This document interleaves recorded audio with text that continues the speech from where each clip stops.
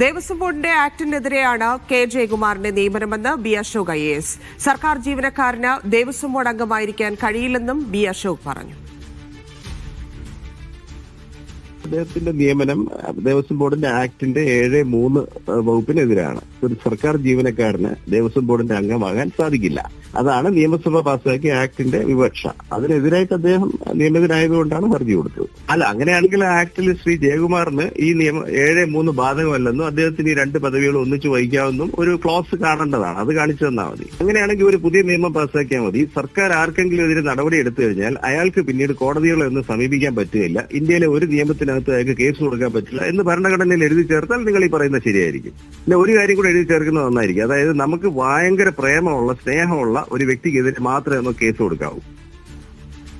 RB Sanoop ചേരുന്നു. സനൂപ്, ഇരട്ട പദവിയിലെ വിശദീകരണം ജയകുമാർ അല്പസമയം മുൻപ് നടത്തിയിട്ടുണ്ട്. എന്താണ് സംഭവിച്ചത് എന്നുള്ളത്, അതിൽ സർക്കാർ ഇനി എന്ത് ചെയ്യും, ഒപ്പം ഇതിലെ ചട്ടലംഘനം എന്ന് പറഞ്ഞ അശോക് ചൂണ്ടിക്കാണിക്കുന്ന കാര്യങ്ങൾ എന്തൊക്കെയാണ്?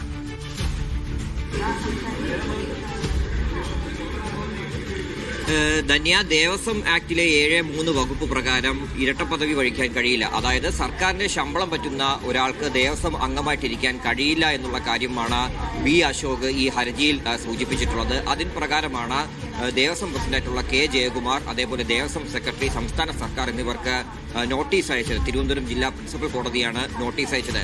അതിലാണ് ഇപ്പോൾ കെ ജയകുമാർ ഒരു വിശദീകരണം മാധ്യമങ്ങൾക്ക് നൽകിയത്. അദ്ദേഹം പറയുന്നത് IMG എന്ന് പറയുന്നത് സ്വതന്ത്ര ബോഡിയാണ്, അത് സ്വതന്ത്രമായിട്ട് പ്രവർത്തിക്കുന്ന സ്ഥലമാണ്. പക്ഷേ അവിടുത്തെ ശമ്പളം താൻ വാങ്ങുന്നുണ്ട്. എന്നാൽ ദേവസ്വം ബോർഡ് പ്രസിഡന്റായിട്ട് ഇരുന്നു കൊണ്ട് ശമ്പളമോ അലവൻസോ ആനുകൂല്യങ്ങളോ ഒന്നും തന്നെ വാങ്ങുന്നില്ല എന്നാണ് അദ്ദേഹം വ്യക്തമാക്കുന്നത്. അതുകൊണ്ട് തന്നെ ഈ ഇരട്ട പദവിയിൽ ഇരിക്കുന്നത് കൊണ്ട് പ്രശ്നമില്ല എന്നുള്ള കാര്യമാണ് അദ്ദേഹം പറയുന്നത്. അതുമാത്രമല്ല, തന്നെ ദേവസ്വം ബോർഡ് പ്രസിഡന്റ് ആക്കിയത് സംസ്ഥാന സർക്കാരാണ്. സംസ്ഥാന സർക്കാരിന്റെ തീരുമാനപ്രകാരമാണ് താൻ ദേവസ്വം ബോർഡ് പ്രസിഡന്റ്. അതുകൊണ്ട് തന്നെ ഹർജി തനിക്കെതിരായിട്ടുള്ളതല്ല, സർക്കാരിനെതിരായിട്ടാണ് കൊടുത്തേക്കുന്നത്. അതിൽ സർക്കാരിന്റെ സംവിധാനങ്ങൾ തന്നെ വിശദീകരണം നൽകട്ടെ എന്നുള്ള കാര്യമാണ് അദ്ദേഹം പറയുന്നത്. എന്തിനാണ് ഇപ്പോൾ ഇങ്ങനെ ഒരു ഹർജിയുമായിട്ട് വന്നതിന്റെ ഔചിത്യം മനസ്സിലാകുന്നില്ല. തന്നെ അയ്യപ്പൻ രക്ഷിക്കട്ടെ എന്നുള്ള കാര്യമാണ് അദ്ദേഹം വ്യക്തമാക്കുന്നത്. എന്തായാലും ദേവസ്വം ബോർഡിൽ നിന്ന് ശമ്പളം പറ്റാത്തിടത്തോളം കാലം ഈ പറയുന്ന ഇരട്ട പദവിയുണ്ട്, ഒരു പ്രശ്നമുണ്ടാവില്ല. അതുമാത്രമല്ല, താൻ IMG ഡയറക്ടറായിട്ട് ഇരിക്കുന്നത് തന്നെ താൽക്കാലികമായിട്ടുള്ള ഒരു പദവിയാണ്. തന്നെ ദേവസ്വം ബോർഡ് പ്രസിഡന്റ് സമയത്താണ് ഈ IMG ഡയറക്ടർ പദവിയും വഹിച്ചിരുന്നത്. ഇപ്പോൾ ഈ പ്രോട്ടോകോളും മറ്റുമൊക്കെ പെരുമാറ്റച്ചട്ടമൊക്കെ നിലനിൽക്കുന്നത് കൊണ്ടാണ് മറ്റൊരാളെ IMG ഡയറക്ടറായിട്ട് നിയമിക്കാൻ കഴിയാതെ പോകുന്നത്. എന്തായാലും ഈ പെരുമാറ്റച്ചട്ടമൊക്കെ മാറുന്നതനുസരിച്ച് പുതിയ ആൾ വരും. അപ്പോൾ ആ പദവി താൻ ഒഴിയുമെന്നുള്ള കാര്യം അദ്ദേഹം വ്യക്തമാക്കുന്നുണ്ട്.